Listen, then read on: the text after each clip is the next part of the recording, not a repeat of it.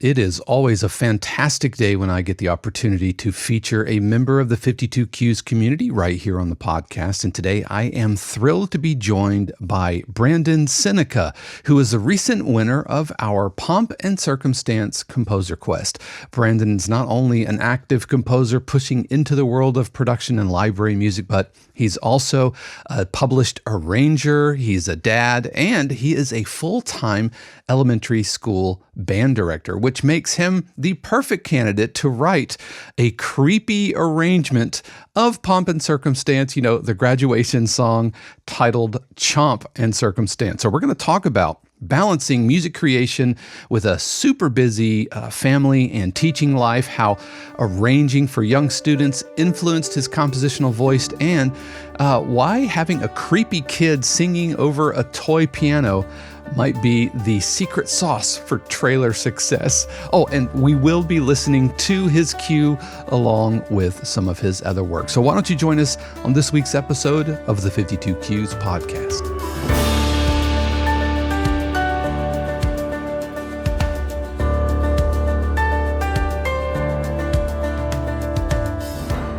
What is happening, everybody? This is Dave Croft, and welcome back to another episode of the 52 Qs podcast, where each week we explore the world of production and library music. So whether you are brand new to the industry or maybe you are a grizzled production music veteran, either way, I promise you, you are in the right place. As always, a huge word of thanks to the family, friends, and neighbor subscribers of 52 Qs who are composers just like you, looking to write better cues and find success in the sync music industry. And 52 Qs is there to help with live streams, workshops, Zoom feedback sessions, and a ton more. For more information on how you can join us, head over to 52qs.com or stick around because I am going to be talking about that a little bit later in today's episode. Speaking of today's episode, I am thrilled to feature one of our members of the 52 Qs community, Brandon Psenicka, who won the Pomp and Circumstance Composer Quest. And so we get into a ton. And so without further ado, here is my recent interview with Brandon Psenicka. It's always a fantastic day when I get to welcome a member of the community to the podcast, and not just any member, but our most recent Composer Quest winner. This is Brandon Psenicka, who won our Pomp and Circumstance Composer Quest. Brandon, welcome to the podcast. How are you, my friend? I'm doing great, Dave. I just want to thank you for having me on. I'm so excited. It's been the talk of my house, to tell you the truth. Oh, Everybody's been so excited. Like, oh, when's it? Are you excited? Is it coming up? Or when are you going to do it? You know, especially my daughter who helped me with the cue. So she's been all in on this. Now we're going to listen to the cue here in just a minute. But for anybody that didn't remember, or maybe this is your first time watching the podcast, a couple of months ago, we ran a Composer Quest, which are writing challenges that we do once every quarter or so. And this writing challenge was to specifically do a rearrangement of Pomp and Circumstance. You know what? Pomp and Circumstance is the graduation song. Da, da, da, da, da, da, right? It's that. And there was like no guidelines. It was basically your take on Pomp and Circumstance. And like I said, we're going to listen to that here in just a minute. His is called Chomp and Circumstance, by the way, that title. Chef's kiss. So good. But before we get into that, one of the things I love doing is bringing members of the community on, featuring them, because we all have interesting stories and how we got into the world of production music and what's the attraction, and, and 52 Qs, how the community kind of factors into your own journey. But Brandon, tell us a little bit about yourself, what you do, and what got you attracted to the world of library music. So my day job, you could say, I'm actually a band director. So currently I teach 4th and 5th grade band in elementary school. So I get them off to their first 2 years on their instruments. So that's what I do, spending my day. I've been a band teacher for many, many years now. I don't know if I want to admit how long, but I've got enough gray in my beard. I get it. So I do that. And a while back when I was teaching at high school level, I started arranging music for my students, and I started getting licenses to arrange music for them. And I started writing, and I was like, oh, I kind of like this. And then I started doing that more and more and more. And then when I switched to the elementary level, I was like, let me see if I can write something easy for my kids to play. And I wrote it, and the kids responded well. And I'm like, oh, this is kind of cool, And I saw like instant gratification from the students and seeing how they reacted. And I was like, let me see if I can do more of this. So I started writing for band, and started creating music that way. And then I started noticing, I was like, well, I'm kind of relying on other people to get this music played, and hoping that, and it's gone well. And I've done more of that. But I was like, let me see if I could figure out another way I can create music. And I stumbled into Logic. I was like, let me play around with this and see what I can do with Logic. And then once you go down that rabbit hole, you can't come back out. Yeah. It's like uncovering a rock and seeing all of the life that's happening underneath the surface. Yeah, I get it. Yeah. So once I stumbled into Logic, I was like, okay, let me just make an album just with stock sounds. Let me just learn how to do this. And I did that, and I was like, okay, I got some positive responses. People enjoyed it. And I was like, oh, okay, let me see what I can do now. And so I kept growing and going, and then people kept saying, well, it sounds kind of like movie music and video game music. So I started looking into trailer music. I stumbled into that, started listening to podcasts, and I was like, oh, this is a pretty interesting world, but it's very nichey. And I was like, I don't know if, if I can break into this, I'll try. And I started writing, and then,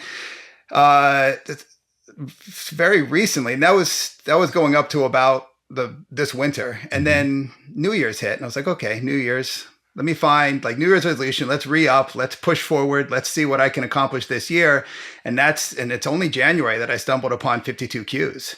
And I was like, oh, this is amazing. And after I listened to like 2 podcasts, and I was like, oh, I'm going to join the community. And I've loved it ever since. And so that's been kind of my focus now, is just listening to music, joining the community, reading the comments in the community. I've put a couple of things in for review in there and got great feedback on it, and trying to grow and learn. And I'm hoping, that soon, that'll start kind of spiraling into getting more things into libraries and things like that. That's fantastic. Yeah. And so welcome. And it's not, the idea of 52 Qs is right per, 1 per week. And it's no surprise that at the top of the year, January, like we get the most like subscribers and folks that join at the beginning of the year, because I don't know, there's energy at the beginning of the year where you're like, okay, I'm going to dedicate. We're just coming on the other side of the holidays, and life stops a lot. There's so many disruptions, but once you get into the beginning of the year, that's like, okay, let's do this. And so I'm not surprised that you found the community in January. A lot of folks do, and especially with a name like 52 Qs and focusing on writing every single week. Yes. It's really not surprising to hear that you are a band director. I don't know if you've seen the episode where I talk about my whole life story, and I was almost a band director. In fact, that's what I went to school for, until I started seeing all my friends student teaching. And I'm like, oh, I don't think this is for me. Because I like teaching, but I wanted to teach like college students. And so for you, starting at high school and kind of going back into elementary school, that must have been a real shock. Just as far as, because 4th graders are very, very different from 12th graders. Talk a little bit about that, and what have been some challenges, but maybe some unexpected joys that you've discovered in that process.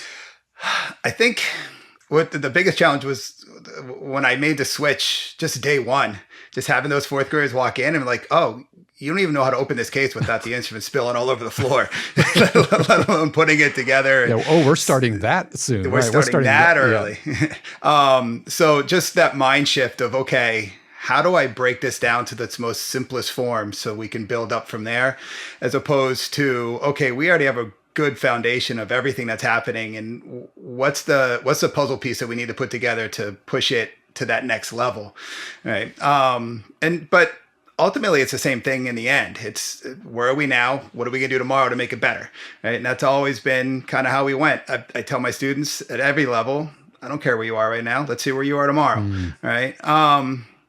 So I would say the biggest challenge was just that shift of how do I break this down so small that these kids can learn and grow, and by the end of this year be able to perform in front of an auditorium full of people.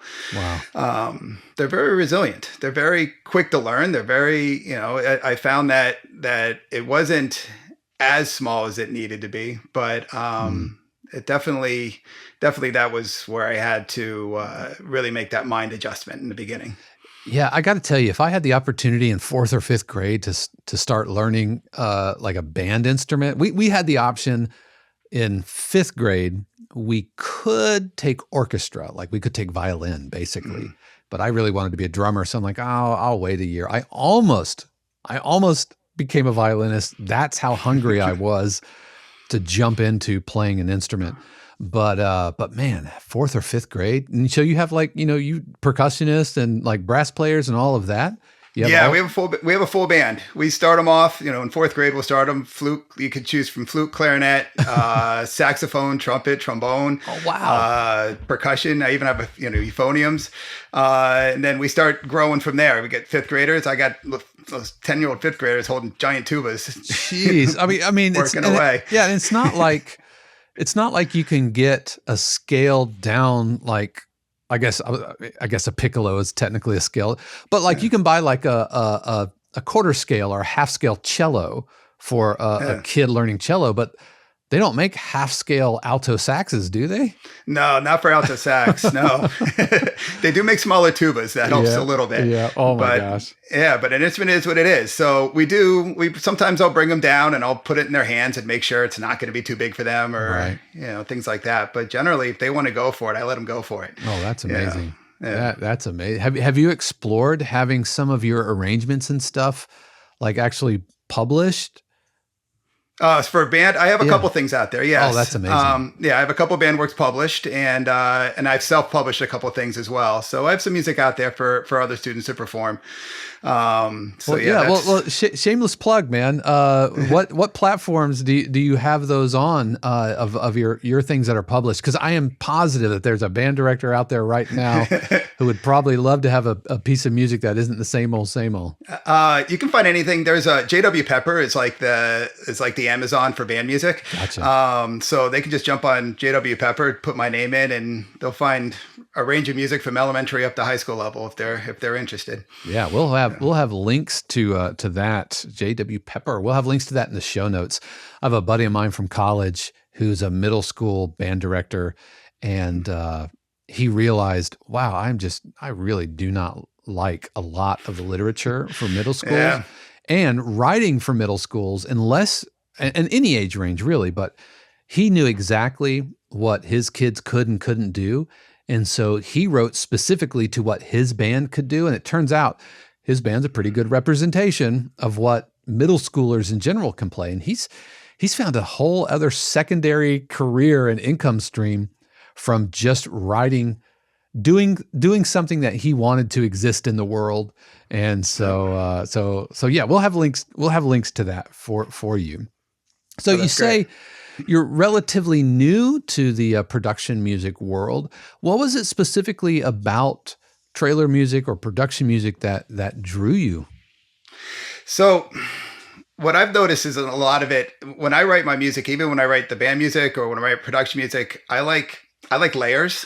Like if you listen to whatever I write, I like to come up with a general idea and just stack it and stack it and stack it and stack it and build it. And when I started digging into this world, I found that that's a lot of what this world's built on. I was like, oh, so it just kind of made sense for the way I enjoy creating music, kind of fits into how this music's used in this world and how it can sit, under a track or in a commercial or anywhere in those lines, that it's not necessarily the big sweeping melody or the big lush chord. It's more of, can you set the tone properly? And that's the part I feel like I excel at when I put my music together.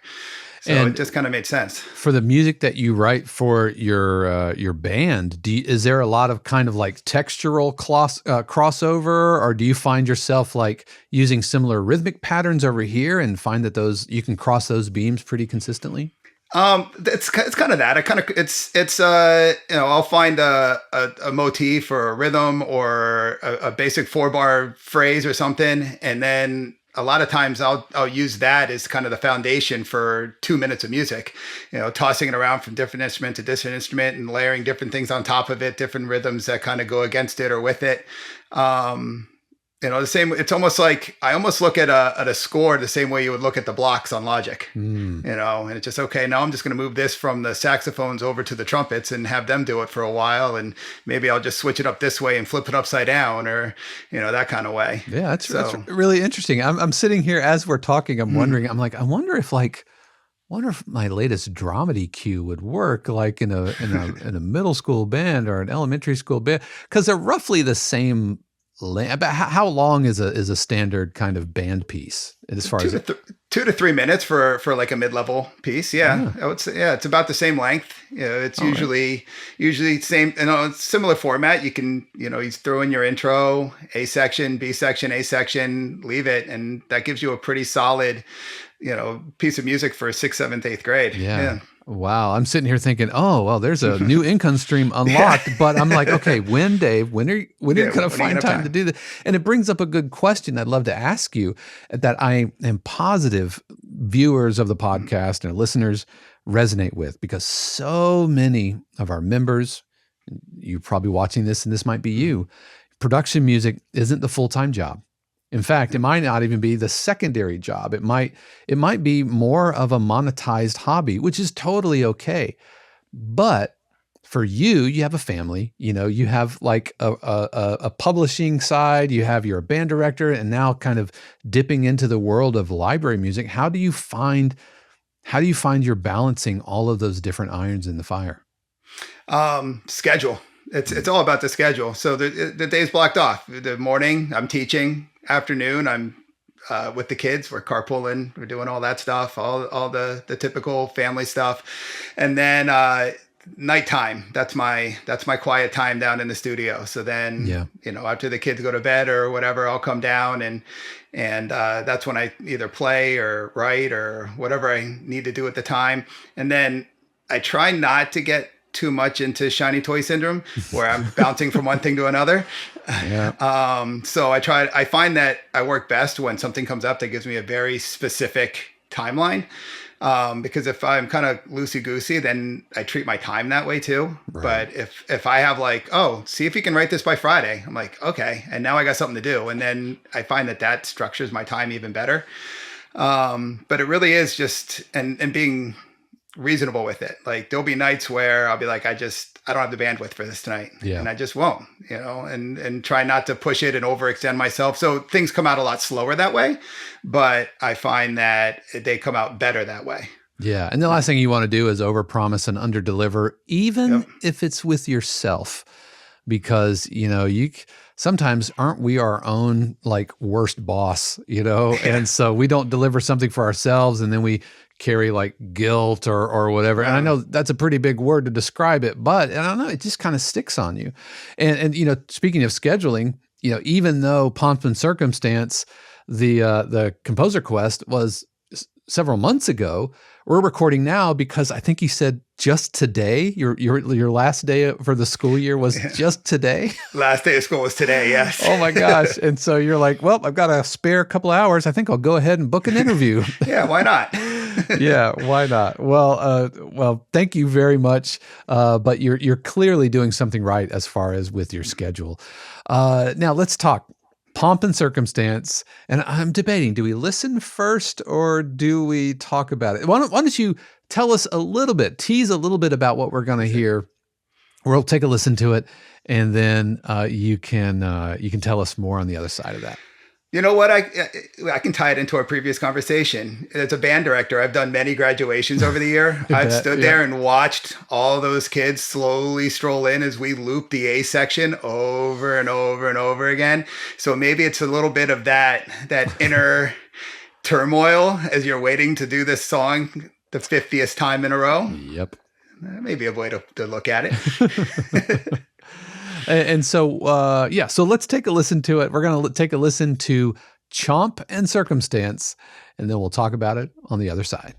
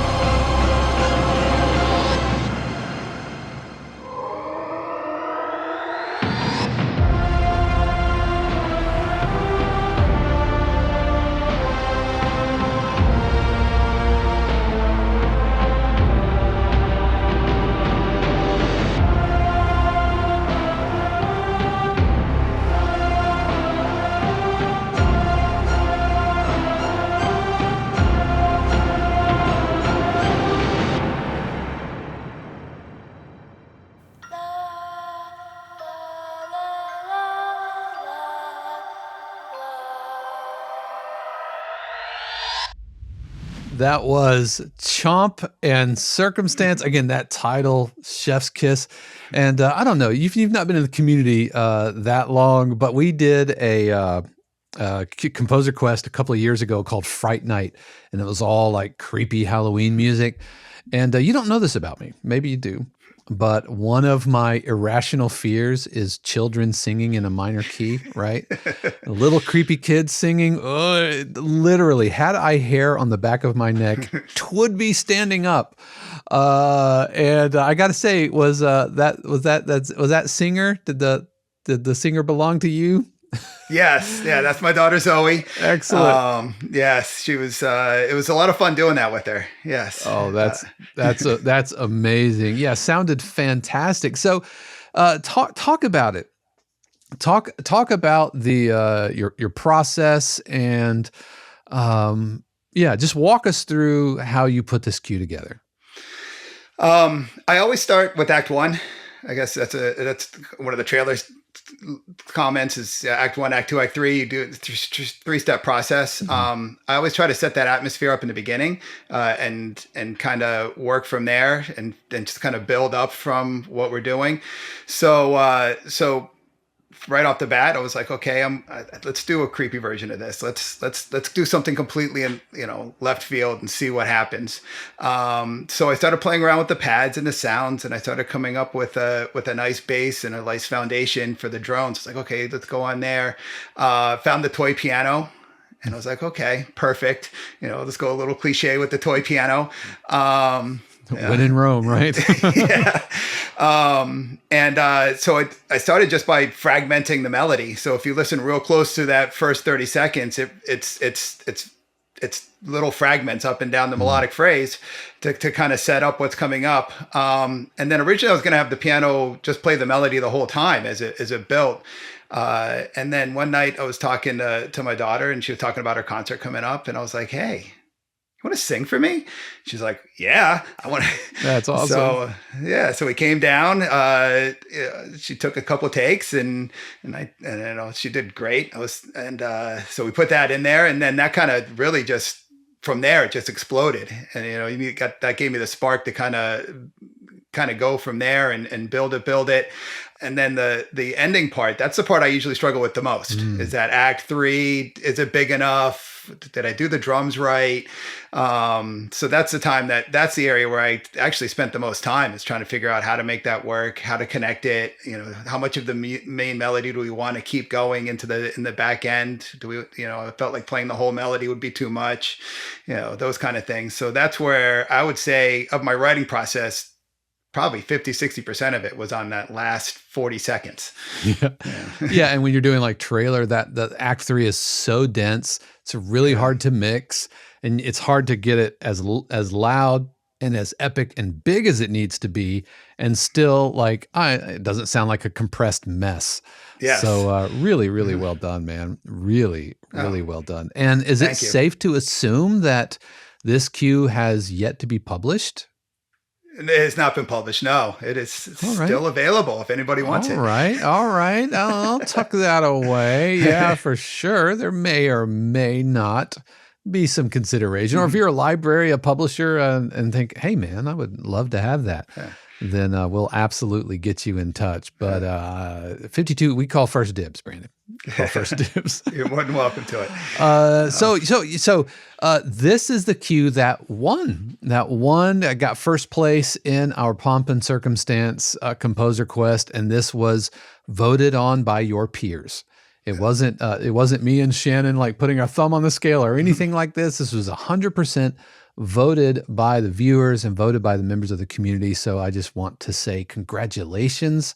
Well deserved, and I think perfectly embodied the spirit of that composer quest, and I think represents what libraries are really looking for, which is having a unique take, having something some fresh perspective that you can bring to something. Because, like you said, if you've been in band, if you've been a band director or whatever, it's every year, it's graduation, you will play that theme a billion times, and it's easy to just kind of eye roll it. But I think you've done a fantastic job of reimagining it And I know for a fact that that's the kind of thinking that trailer houses are looking for, and I think libraries are looking for it. So you're to be commended on this.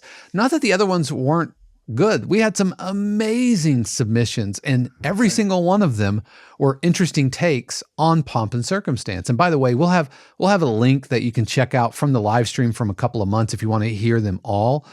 But I was not surprised at all to learn that your cue took first place because of its originality, because of its production quality, and like turning the tired graduation song into like a creepy horror trailer. Yep. Well done, my friend. Really, congratulations. And the competition was, I mean, like you said, every entry was tremendous. I was really blown away by every single rendition that was on that episode. Yeah, I feel like we had like bossa nova, we had kind of sweet magical, we had more traditional, and everything in between. And so again, congratulations. So one of the things, I really like doing when we bring members of the community onto the podcast is, it's great. Congratulations on the pomp and circumstance, but that's not all you do. And so I would love to hear more of some of your cues, and you sent some along. And so I would like to listen to Sun Shower. Can you tell us a little bit about it? Yeah, Sun Shower, this is going to be completely different than what we just listened to, so a little variety. Sun Shower is Plucky Strings, which we know is a fan favorite here. So we have Plucky Strings, Little Happy. I kind of, when I wrote this one, it was for a brief, and I kind of envisioned like those commercials where they tell you about the medicine, and they're like, this is going to make you slightly less itchy, but you're going to get 17 other diseases from it. Yeah, we're going to play this really happy music underneath these really devastating side effects, right? Yes. All right, so let's take a listen to Sun Shower.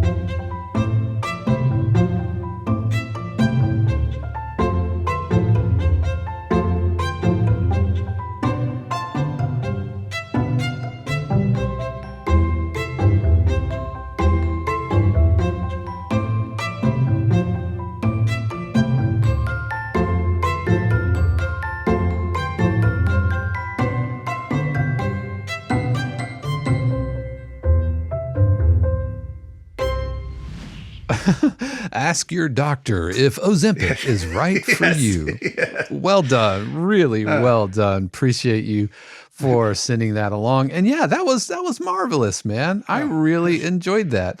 Really, really well done. Let's take a listen to one more. I'm really interested in what 8-Bit Criminal sounds like. Tell us about 8-Bit Criminal. So I came across a random brief that was looking for like 80s style video game music.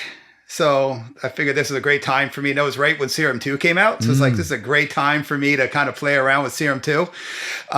So I started writing it, and it kind of sounded like Boss Mode, right? Okay. So kind of built from there. And I was like, oh, Boss Mode, the criminal. It's like 2-bit criminal. Oh, 8-bit music, 8-bit criminal. So that's where that all kind of built from. Yeah. Excellent. So yeah, so you're looking at like 80s video game music for this one. Very cool. All right, let's take a listen to it.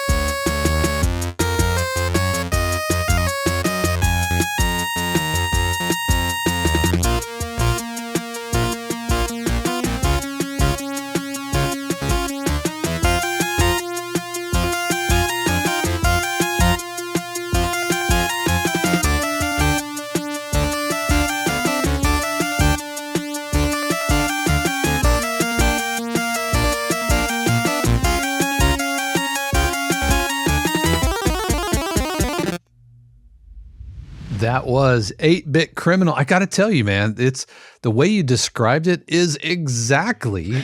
I mean, yeah, it says what it is. Really, really well done. And I got to tell you, I don't know if I've tried to write some chip tunes and some 8-bit stuff, and I found it deceptively difficult. You know, did you run into like that, or is this just a gear that you already have? I abandoned it. I was like, I'm terrible at this. It was trickier than I expected it to be once I got into it. Trying to get the different sounds, the drum sounds, the melodic sounds, and not having like a trumpet to make it. Mm-hmm. You know, it kind of changes everything when everything's already kind of sounding the same. And how do you get the timbres and all that stuff? So it was tricky to kind of layer it up on top of each other and to get that same sound that you're looking for, you know, the drums and the melody and all that, the bass line. And so all of those sounds were like custom patches that you created in Serum, or did you use some other Serum patches? What I always do, just because I'm still learning about this stuff, is I start with one of their patches and then I play with it. Right. So the foundation of everything I do is usually theirs. Like I'll take the Serum drums and then I'll sit there and go, okay, how do I make this the way I want it to sound? Sure. And then I start playing with knobs and tweaking and moving and nope, I don't like that. Back to square one, tweaking, moving. So I didn't start from zero. I start from Serum's step one, and then from there. I think that's fantastic. I mean, that's basically how I learned Omnisphere. With I got Matt Bowdler's, you know, AKA The Unfinished, got some of his Omnisphere sound sets, and I was blown away. And so I was like, I'm just going to learn how to do this. And so, yeah, I think Yeah, that's the way I learned Omnisphere, and that is a tried and true method of kind of retracing the master's steps, so that or the master's, swings of a hammer. I don't know. In my mind, the apprentice master is a blacksmith, I guess. I don't know. Yeah. Anyway, Brandon, it has been fabulous having you on the podcast today. And if folks want to get in touch with you, what's the best way? Like either your website or Instagram handle or whatever. What's a good way that people can reach out for you? Or to you? Everything you need, it's probably on my website. I just started one up, actually. It's BrandonPsenickamusic.com. Nice and easy. So in there, you have links to email me or to my Instagram or however else you might want to reach out to me. Yep. I will say it's Psenicka with a silent P. My fellow brother in silent Ps. We are few and yet mighty. Yes. And we'll have a link to that in our show notes. Once again, Brandon, huge congratulations on winning the Composer Quest. And thank you for being such a valuable member of the community. Even if it's only been 6 months, really do appreciate you being with us. And thanks for joining us on the show today. Oh, thank you very much. I've had a lot of fun. Once again, a huge word of thanks to Brandon for joining me on the podcast, and congratulations. And congratulations to everybody who submitted cues along for that Composer Quest. We'll go ahead and have a link up there to the live stream where we featured all of their work and some really, really amazing submissions. And as per usual, the voting was like razor thin. These folks who win like first, second, and third, it's always super thin margins. And so, Brandon, well deserved, and thank you for joining me today on the podcast. Also, as always, a huge word of thanks to the family, friends, and neighbor subscribers of 52 Qs who pay their actual real-life money to keep all of this happening. And, if you are looking to kind of level up your production music skills or just surround yourself with amazing composers, maybe you're ready to start pitching to libraries, or maybe you just want to see the composing process in real time. We have all of those things and a ton more over at 52 Qs. Like I mentioned at the beginning of the show, it is free to join, but subscription tiers start at just $4 a month, and we would love to have you. Once again, head over to 52qs.com to join us. But that's going to do it for us this week. You definitely want to tune in next week, because next week I'm going to be talking about learning a new DAW. Now, we can often get into our own kind of patterns, and we like the tools we use, and using tools outside of that might feel a little weird. But just like learning a new language, learning a new DAW can not only kind of feel personally rewarding, but it can show you new things about the way that you do things, which might kind of inform how you use them. Is this making any sense? Well, I love learning languages, and next week we are going to talk about things that I have learned about learning to speak Ableton Live. So you definitely want to tune in for that next week. And if you want to make sure that you are notified every time we have new episodes, be sure to subscribe, hit the bell, and follow us on the podcast and all of that usual business. But regardless, either way, I'm glad you're here, and thank you for joining us. I know you have a ton of options out there, whether you're watching on YouTube or listening to the audio on the go. I hope you've had a fantastic week, and I know that you're going to have an amazing week next week, friends. How do I know that? Because I trust and believe that the universe has amazing plans just for you. Until next time, peace. The 52 Qs podcast is copyright 2025 818 Studios, all rights reserved. The music played on the podcast is copyright of their respective owners and is used with permission and for educational purposes only. For more information, including joining the community, submitting your cue for review, or becoming a member subscriber of 52 Qs, head over to 52qs.com.